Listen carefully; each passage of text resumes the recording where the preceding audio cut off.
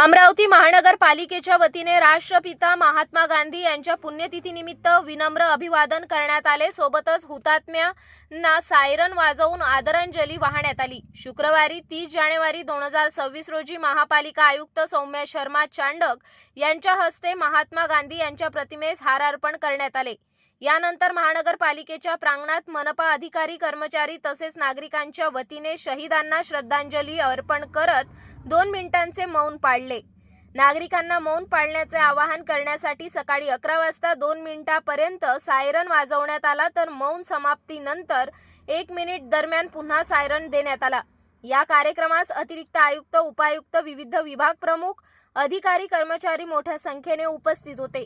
यावेळी महात्मा गांधी यांच्या वेशभूषेत अभिनेता सर्जेराव गलपट यांची उपस्थिती लक्षवेधी ठरली।